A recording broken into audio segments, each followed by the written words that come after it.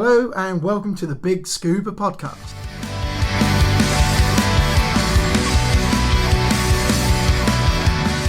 Thanks for downloading the BiG Scuba Podcast. Why is it big?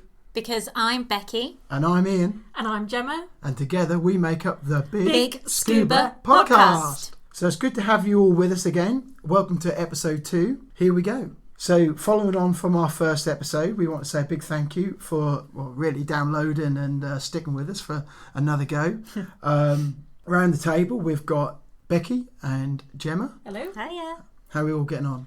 Yeah, we're pretty good today, aren't we? Good, Yes, good. yeah. So, so thank you very much for downloading and, giving us another try. And so our first episode, we covered more about who we are and we went through our introductions and what we're looking to do over the future of this podcast, as we're literally just started. And a lot of the time we've had is just putting the whole podcast together. In the last episode, after introductions, we talked about scientists were finding out how cuttlefish see in 3D and how the island of Palu had banned sun cream. This is it's a really good thing that they've done. Yeah. So I think it's the first of the islands to do so. I think it is, yeah.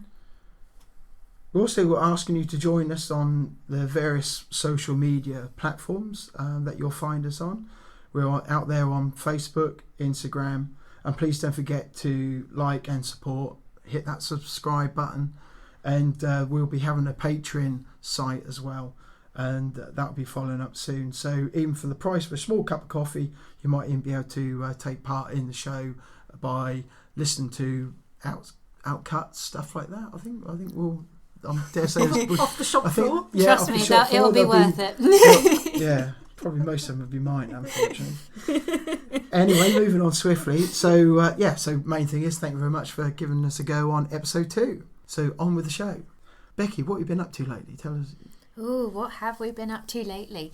So, majority of the time has been spent just preparing for the podcast. Obviously, getting all the social media. Gemma's been doing a cracking job with getting all that on board. Our logo, our new snazzy logo. Yep, have you checked looks that good. out? That looks really good. Yeah, I'm really impressed with that. So thank you, Simon. And obviously we've been working on that photo shoot that we've had recently, so that was quite good fun. You guys will get to see those if you hit Facebook, Twitter and Instagram. Oh, we all survived. Well, yes. you'll see those there. Obviously I'm not going to talk too much about them because spoilers, I don't want to ruin that just yet. But yeah, so that's kind of it in a nutshell. Between that, walking the dog and working, that's been my life. Good. Gemma, what have you been up to? Well, obviously the social media side of things, they're all up and running now. Facebook, Instagram, Twitter. So we're all live. We've got likes, we've got followers. Yes, yes. And we're following people. On it like a car bonnet, as they say. Yeah, exactly. Oh, my word. So yes, do follow us, yes, and we'll follow you back. So that's all in progress, all live. Obviously we edited the first episode. That was quite good fun to do. And then I've started my open water journey. Really? So yes, which we'll come to in a bit later. Yeah. So that's about it. Yeah, so we've just been busy on podcast stuff. Yeah, and like you, same thing. So behind the scenes, just trying to get everything all sorted so we could get everything launched this week. And we've got a dive show coming up in the UK called Go Diving, so we've got that to go to very shortly.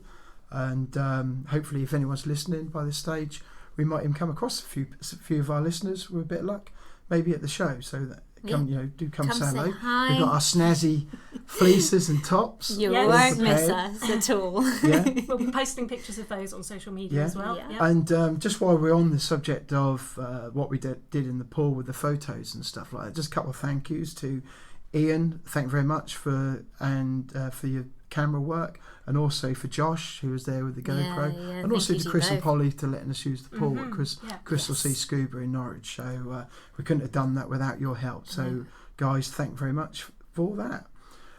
So that's roughly what we've been up to the last sort of couple of weeks.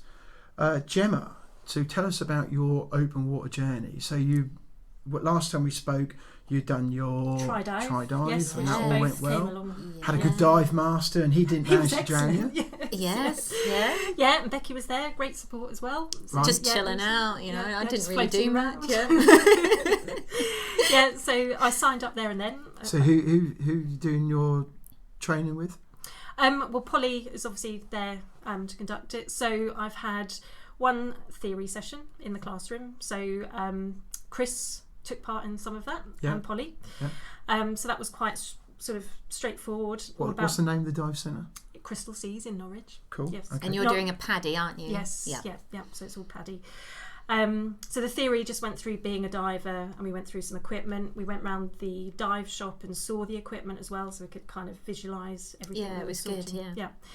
And then the second stage was in the pool with Mr. Jim. Right. Okay. So there was just myself and another student and the instructor Jim, and so we went through. Jim.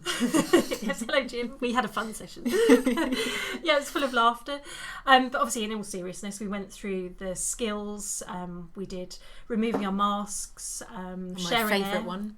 Yeah. So it wasn't all that bad, really. It was just it was quite relaxed. So that's usually the skill, what kind that sometimes sort of throws people. That's because me. it's that I whole. was very surprised. Even though let's face it, when you go swimming, you've got goggles on and stuff like that. But for some reason, you put a mask on, and you ask somebody to take it off in the pool, and it's like, really? I know it's because you're breathing, and it's kind of in a way it's preventing the water from going up your nose. And I think as soon as you expose that face, you kind of think, I can still breathe, right? I can still breathe. But what's really, you're not doing anything that you don't normally do anyway. No, it's every day when you wash your face, you put the water on your face, don't you, when you wash your face? I suppose. Yeah, but I don't breathe in when I do it. No, you're not meant to breathe in. You're not meant to inhale the pool. I meant through my mouth. So we got through that all okay. We did a bit of buoyancy work, inflating our BCDs manually. Mm-hmm. That was quite difficult. What's a BCD? Buoyancy control device. Well done. Yes. And then we had a bit of play around, just a bit of float around, swim around, play with some of the toys in the pool. Okay. You're not. So you're never you're old enough to play with things toys. that fly in the pool.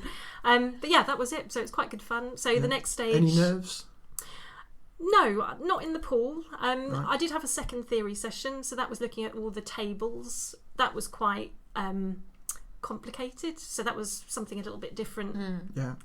So I think that will, definitely you need to revisit that and go through. The tables they're straightforward once you get your head around, but they can, when you first see them and somebody explains how they work, and they can sort of kind of like work, what is all this? Oh, I totally freaked out as soon as my instructor showed them to me. I was like, you want me to do what? No one talked about maths while doing this.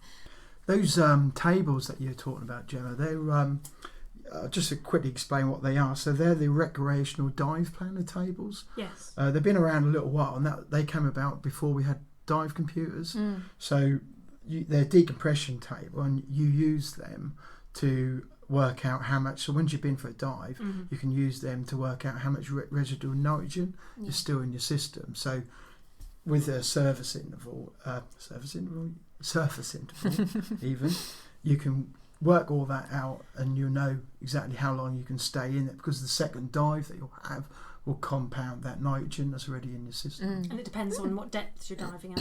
That will all have a factor, and that will be on your dive tables and stuff, which the more diving you do, you'll switch over to using a dive computer. Yeah, but you've got to know the basics. Most people do, But if the dive computer goes wrong, you still got to be able to work that out. Yes. Chances are most people they wouldn't carry on. They would just say, right, that's that. Yeah. But it's a good thing to obviously learn and understand. It is, definitely. Yeah, and then the next stage is next week. I'm back in the pool again. Awesome. Yay. So that's the second session in the pool, and then there'll be another theory session and another pool session after that. Right, so you'll be doing some more skills, things like that. Yes, and I think we're just going to add to the skills that we did previously in the pool as well. So just take them up a notch. I think that's it's good though, because you got over those nerves, those first nerves, and things like that. I'm looking forward to getting back in the pool to practice theory and practice. Yeah. No, it's really good. I mean, when you did your tri-dive, your buoyancy was really good. You managed to get that quite quickly, and just watching you swim around, I've got some videos that you guys will be able to see on social media of Gemma just plodding along and swimming along, which was great, really great. Yeah, and it is fun to do. So yeah, just getting over the nerves. That's the whole point. Yeah, it's got to be fun. And not think too much. I found that when I did my tri-dives and when I was learning, I was just thinking too much. Yeah, and I think relaxing and not just breathing and calmly. Just rely on your equipment, because once you do that, you can really start to enjoy it a lot more. Yeah, exactly. Funny enough, Jim was my dive master. He did say. Yeah. Was he? And, and now he's the instructor. So yeah. Yeah, it just shows you can go from dive master, instructor. So it's a long journey. Yeah. He's not a bad lad. Right, let's move on with the show. So next we've got is news. Becky, you've got some news about what's going on with the Antarctic. I mean, I was on Facebook the other day and just skimming along as you do, and I couldn't believe it. Came up on this news article that the Arctic and Greenland actually has soared above 40 degrees above normal temperature. Right. Compared to what they would normally do, and it's actually competing with their summer temperatures already, and it's nowhere near, it's not near their summer. No. So it's I showed you guys that photo where you could see the huskies going along, and it just looked like they were on water because they've got a sheet of ice underneath, obviously, but all that water melt that's happening is just it's scary. So this is Greenland, North Pole, Arctic way, So it's quite shocking how climate change is really starting to take effect. But it's very visual now. It is, and when you see some of the animals and mammals that obviously are suffering up in those areas now, it's not nice to watch, unfortunately. But we've got to be clued up on these kind of things, because how can we make a difference? How can we change it if we don't observe and pay attention to what's happening? Well, it is, and there's a lot of charities out there who are involved in this, and scientists, and although you listen to some people, they'll say that what's the point, but there is a point and it has to be done. There is a point. I mean, there's always ways of combating it to slow it down and improve it, even just like the basic stuff like we talked about last episode about the coral reefs and wearing sun cream that doesn't have these chemicals in it, just even doing that little bit of a difference. But we does notice make in a big this difference. country, don't we, in the UK, where go back like 20 years ago, we had really bad winters. Nearly every year there'd be loads of snow. Well. The snow, I remember the snow as a Roads kid. Roads would be blocked, wouldn't they? Yeah. And we don't get that. We last had some snow here, decent sort of snow. It was like 2 years ago when we had the Beast from the East. Oh, I remember driving in that was fun. I think we can all see, and you look at the fires in Australia, what's going on in America with their storms and things like that. I think it's definitely affecting everywhere. I think. It's Mother Nature. So it's changing. Yeah. Good. Okay, so moving on to Gemma, you've got some news about. Yes, a man who's got a top-level diving qualification, and he's actually a paraplegic amputee. Really? So it just proves that diving. So what does that mean? What's? So he's paralysed. Okay. And obviously he hasn't. He's had one leg amputated as well. Okay. So it just proves people, whatever your ability or disability, you can certainly dive. Yes, so amazing. He was paralysed from the waist down of the car accident, and then he had a climbing accident, and hence lost his leg as well. Okay. So he's a real go-getter, isn't he? Yes, So he said. Well, unfortunately, yes. But he's dealt with it. He's dealt with the challenge. Yeah. And he's a man that's obviously. He's a man on a mission. I tell you that now. He's a man that can. Yes, exactly. So that's amazing. He was fully healed, and he had a go at scuba diving. Brilliant. That's brilliant. So he's taken his wheelchair down actually to the bottom to prove, that he doesn't need his wheelchair down at the bottom, obviously. Brilliant. Yeah, and again, he's just said that he's a man. Stick little engines to the side of the wheelchair. No. What? And cruise along. Why engines? Little Strap a couple like of oxygen tanks on. There's a lot. Sorry, too many James Bond films. Anyway, but yeah, it's just proved that the ability is out there to learn to dive. Yeah, whatever your disability, and there's lots of charities out there which I think you've dealt with before. Depth therapy. Yeah. So one of the key charities that Miss Scuba work with and raise awareness and funds for is depth therapy, and it helps the veterans and current serving, military people. Whatever type of disability they've got, mental health or any physical disability, it just shows them that even you can scuba dive, even with all these, these things. And some of the stories that you hear, just like this guy, absolutely phenomenal. And you think, if they can do it, I can do it. Exactly. And it might even help people, with actual physical disabilities or even the mental side. Being underwater is apparently very calming. It just gives you, it's like probably it's being meant on to be another calming. It's not always calming when you're when you've got students. Well, yeah. You feel your heart rate going racing. But on that level, it just gives them maybe another outlet to explore. Definitely. And it's like because obviously I suffer from quite bad anxiety and some mental health issues, and when I go down at those depths, it's so peaceful. And it's very hard to explain until you go down there, how peaceful it truly is. And just listening to your breathing, it's very therapeutic. When I did my first try dive, and I came out of the pool, I felt like I was on cloud 9. I just was buzzing, but so calm. It's really hard to explain. It's, in a way, it was like I was having a high, because I felt so calm and so relaxed, and I felt at one with myself. Actually, that is the beauty of diving. And I dived in the Red Sea last year or the year before, I forget now. And there's quite a few of the dives there, and the water's lovely and warm. It's not particularly deep.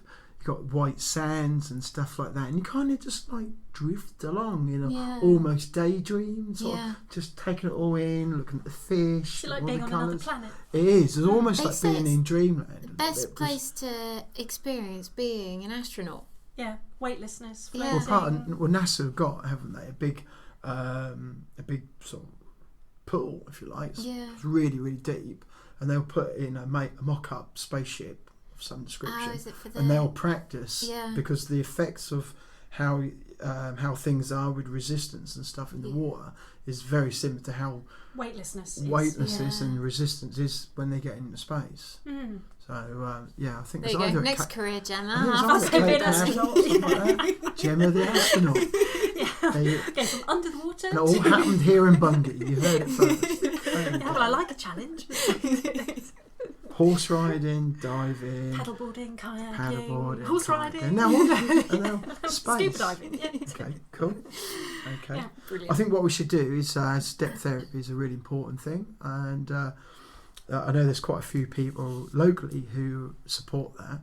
We should put a link in our at the end where you can find that if anyone's interested. I've got a Just Giving page, so okay, cool. And depth therapy do quite a bit for veterans as well. They do in so America much. And here, so absolutely so much. And I look forward to trying to see them at the dive show that we're visiting. Okay, well I think that'd be really good. And we also got a guy in Norwich who dives. He's got one arm, and it's just brilliant what he does. I've dived with him. He's been my buddy when we've been in the Farne Islands, and just brilliant. Just really inspiring to see how diving can be difficult when you're learning, when you're fit, able, and you've got all your limbs. To do that with one missing, blows me away. Really, someone can do that. Well, and for all our listeners out there, if you've got stories to tell us, then email us. Yeah, absolutely, definitely. We'd love to hear from you. And you'll be. As always, our contact details will be following in the show. I think that wraps up the news, yeah? Yes, yeah. Yep. Brilliant. Okay, on with the show.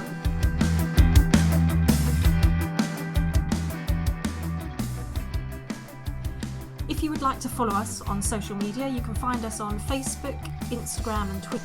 If you would like to follow us on social media, you can find us on Facebook, Instagram and Twitter at The BiG Scuba. If you would like to support us via Patreon, go to patreon.com/The BiG Scuba Podcast. Any contributions are really appreciated. Additionally, if you have any suggestions for topics or discussions, then do send us an email at thebigscubapodcast@gmail.com. We look forward to hearing from you. And we thank Telling Truths for contributing to the music. Talking about music, we would like to invite bands, DJs who are listening to us. If you'd like us to air your music, we can use it to close with or leading into a guest. Music must be suitable with no swear words and uncopyrighted. We'll take MP3s, and if we use it, we'll credit you in the show or the summary at the end. And just a reminder, this podcast is worldwide, so it's a good platform to send your music into us, and as you say, we'll give you a credit back and just email it in. Well, that's good. So let's lead on to equipment. This is going to be our subject for this episode. So Gemma, you're now starting out on your whole, let's get the J word out there, the journey. Big journey, the big journey. Yeah, the big IT journey. You've got the skills and things like that, what you're now learning. Some of the things you're going to need, and we'll recommend you to buy, is things like a mask and be certain equipment and stuff like that. Now, we're not going to go through the whole, all the equipment and what you need to buy. Variations of it, because otherwise we'd be here for exactly, and 2 we can hours. do that on another show and stuff like that. So let's just talk about the basics, just to get you started on the open water, and maybe a few things that's nice to have, because they're all bright colours and shapes and stuff like that. Pink. There is Who pink. knows? There is pink. I have been subject to this already. There is. So we're just going to, for a few minutes, let's just talk about the basic equipment, what we think as a brand new diver who open water on, let's say, a budget, because we're going to have listeners out there who don't have loads of money and things like that. What's the first equipment have you been recommended to buy? A mask and a snorkel. Okay, Definitely. right. Yeah, So because obviously it's quite unique to fit to your face. Yes. And obviously you don't want somebody else's mask, to share. No. So No. it's quite a unique thing and a personal thing as well. they are, Yeah. and if you look after your mask, and most masks you'll see when you go into your dive shop, they'll have a full range of different masks, or different colours, shapes, sizes, different styles, prices, different brands, all specialise in different stuff. And their snorkels will usually come with the mask, or you can buy it as a separate piece. Generally speaking, we always do recommend you buy the two. Okay, your school might have a snorkel or something like that you can borrow to get you started, but they're just a nice thing to go and buy and say, right, I'm starting my open water, I've got my own mask and I've got my own snorkel. I must admit, when I did my try dive when I first started, I got given loads of different masks from the school, and all of them did not either fit my face or they were leaking. And that's frustrating on a drive. Yeah, exactly. And constantly, I lost count of how many times on the try dive I was actually pushing the water out of my mask because it didn't fit my face. And so I think out of everything, a mask is the most important thing, because you're going down there to see stuff, and if you can't see anything, there's no point in going. So it's definitely something that I would highly recommend, and not buy online either. I would always recommend going into a store and trying it on, seeing if it's best fit for you. And the dive centre obviously got us to try masks on just to show how we could make sure they fit. Did they do the suction thing with you? Breathing in. So you basically, I know our listeners can't see this. Sorry, we're making all these noises. So you put the mask up to your face, don't you? And you look down, and then you breathe in through your nose. And hopefully your mask won't fall off. So you've got to put your hands underneath your face, just in case it does. And then you kind of breathe in, and it kind of sticks to your face. Suction. Without the strap. Without the strap on, which means it's a good fit. It's a good seal. It's not full safe. No, but it'll give you a good guide of whether that mask will fit your face or not.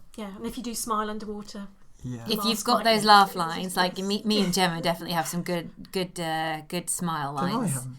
Yes, but not as bad as we do. I think good. it might. Well, yeah, ours is just a little bit prettier.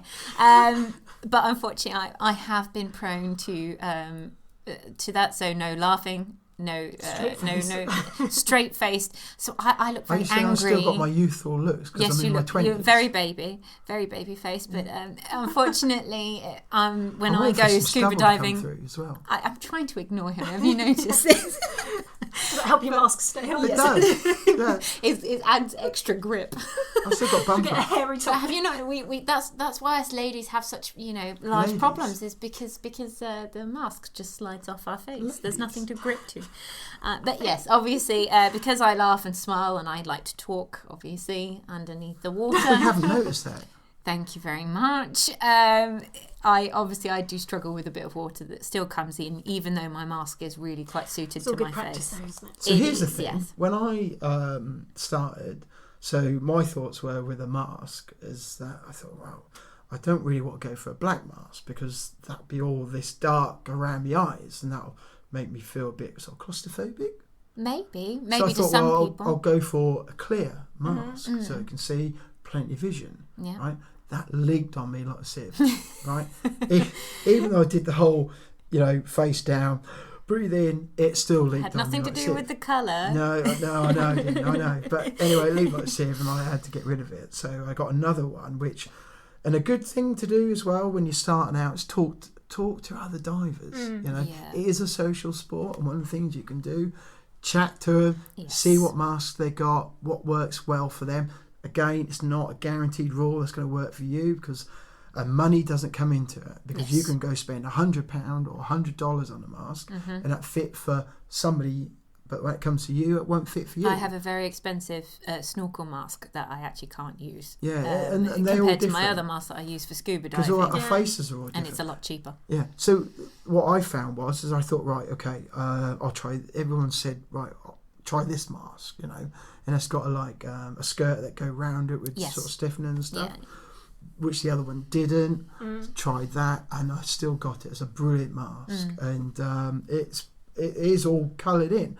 It's a black mask, and you don't see it. But your eyes don't go. No, exactly. It's right.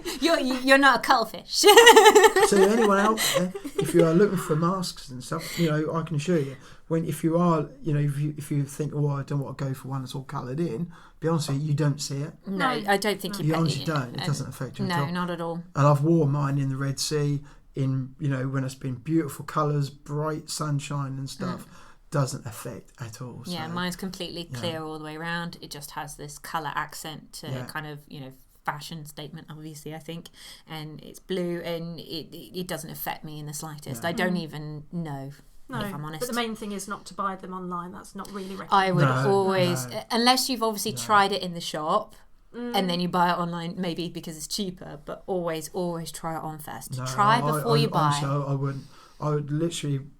I wouldn't even entertain buying them online. I'd just go to dive centre, try them, buy it there, and because you can try them. Most dive centres have got a pool, and they'll talk you through. And they're experts at the end of the day, aren't they? They will. And you go, even if you go do that, you still got no comeback and stuff like that. Yeah. So I just buy it in your dive centre, and that's what I would recommend. So I think we kind of covered mask and snorkel. Yeah. Fins. Fins, they just come in or all sorts of shapes and sizes. You sounded like it was going to be a bit more basic then. I was like, no, it's not. And if you look closely on some of the fins, they'll have on one fin an L, and on another fin they'll have an R. This is an inside joke because obviously we had a bit of a laugh when Gemma was doing her tri-dive about what did you ask, fin Gemma? where. Which one goes on what foot? Is there a left and a right? In all honesty, It when was you a actually valid think it is a question. valid question because you would just naturally assume that It must be there the would be a only- left and right one, it but must be the only piece of there's footwear not. that is not, either Universal? or. Yeah, that's it. Yeah. There must be others. Flip-flops? No, they're not. Flip-flops are? No, they're not. No, they're not because you can't wear your right foot on your left foot, can you?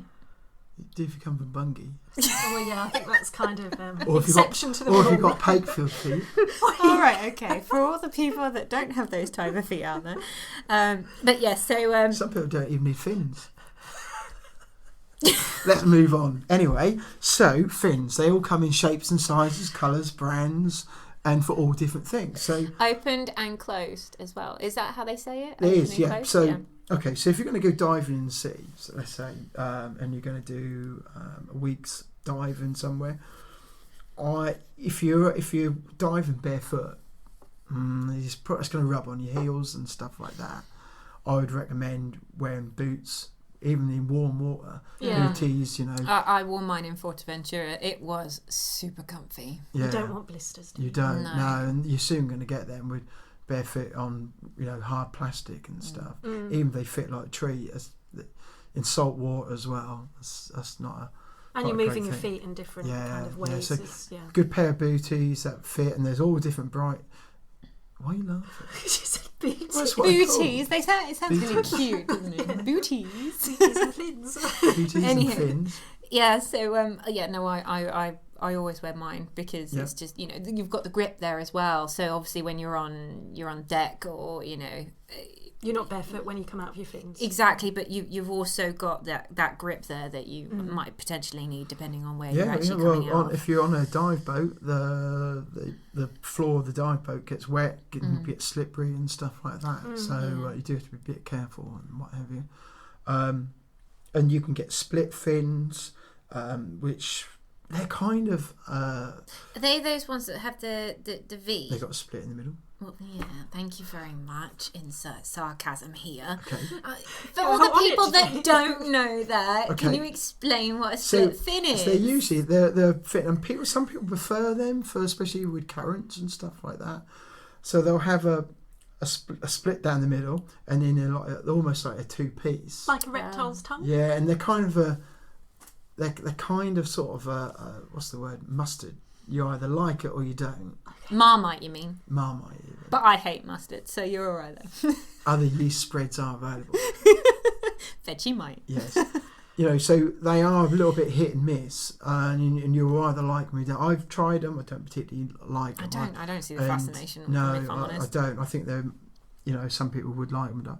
Is it because they make people go faster, or is it just personal preference? I think it's personal preference. I think a it lot of might be, yeah. You know, and there's so much technology has gone into fins over these last sort of 20 years or so, where they were quite a rigid thing. Now they've got hinging. Yeah, I'm going to drop the name. My Mares fins that I got given, they have that bend and they have that flex in them. So it's really quite nice, and actually in a way it's effortless. Yeah, so for I suppose me. It's kind of an extension of your Yeah, in a ankle. way I barely have to move my legs, and I'm being propelled through the water, and it's just adding that flexibility to your swim.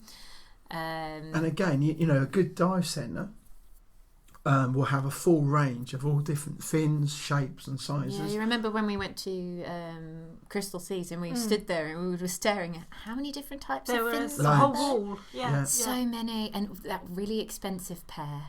Yeah, Do you remember that well, one? they're force fins, and that's what I've got a pair, and they are brilliant. I really love them. And in the water, these force fins, they actually look really flexible. They bend all the way around. They look like seal flippers or something. Yeah, they don't do. You know, but again, they're a bit Marmite. You either really like them or you don't. I personally like them. It takes a little while to get used to them.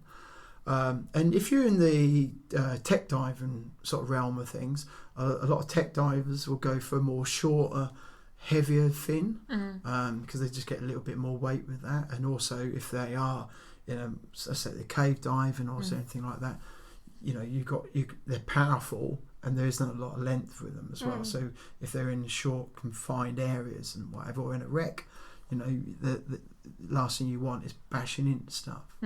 So. But yeah, fins is a good place to start if you're looking to buy some equipment. Yeah, okay.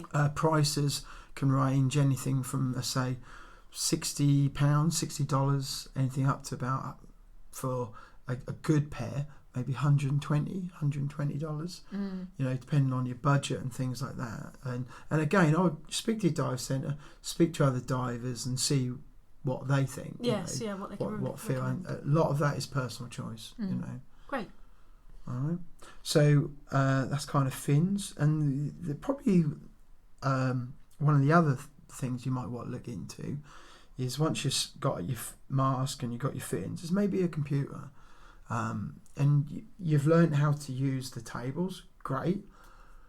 With your logbook and stuff like that, that can simplify your recording your dives if you use a dive computer. And for all the non-divers out there, it looks like a watch. They do, yeah. And again, you can spend a lot of money on a dive computer, but there's brands out there, your Suntos, your Apexes, Mares and stuff, where they'll do an entry-level computer, tells you just the basics, your depth, no decompression limits and stuff like that, the basics that you need as a learning diver and to get you experience. And they'll come for about, I don't know, I think a Sunto comes for about £120, £130, $150 for our American friends. And there isn't many frills with them, but that's all you need. It just tells you, good. you know, and you can use them as a watch type thing. When you go for a dive somewhere nice, and you can just look and see, right, that's my depth and how much air. You can get computers that link up to your air. So I'd probably be in rank, I would probably get a computer maybe third or something like that. But it depends on your budgets, you know. Yeah. Everyone's different. And as you dive and progresses, it's then you can, and you're getting on with maybe doing other courses and stuff. It's then you can then maybe proceed and start talking to your local dive centre about maybe a wetsuit or a dry suit if you're in the UK, because most of our diving in the UK is cold diving, so you need a dry suit rather than a wetsuit. You know, so there's all those sort of things to consider as you get on with your diving career. No, that sounds good. It's useful. Yeah. Okay. Well, hopefully that's been useful for anyone who's listening who are in your shoes as a new learning on my fins, diver. yes.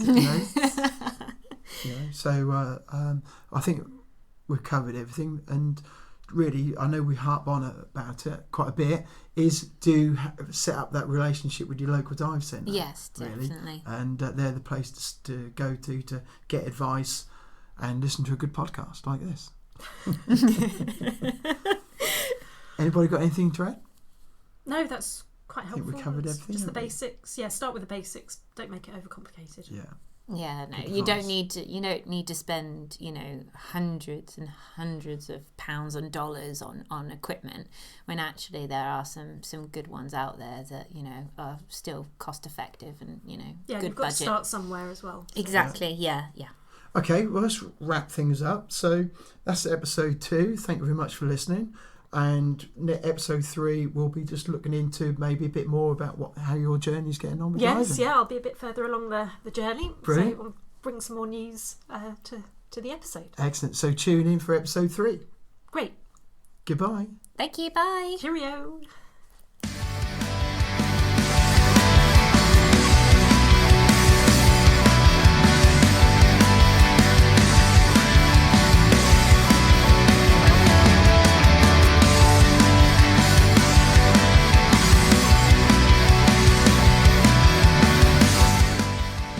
Listening to the BiG Scuba Podcast. We really appreciate you tuning in today. We would like to clarify that we are in no way affiliated with any agency or organisation. All opinions expressed in this episode are our own. Thank you.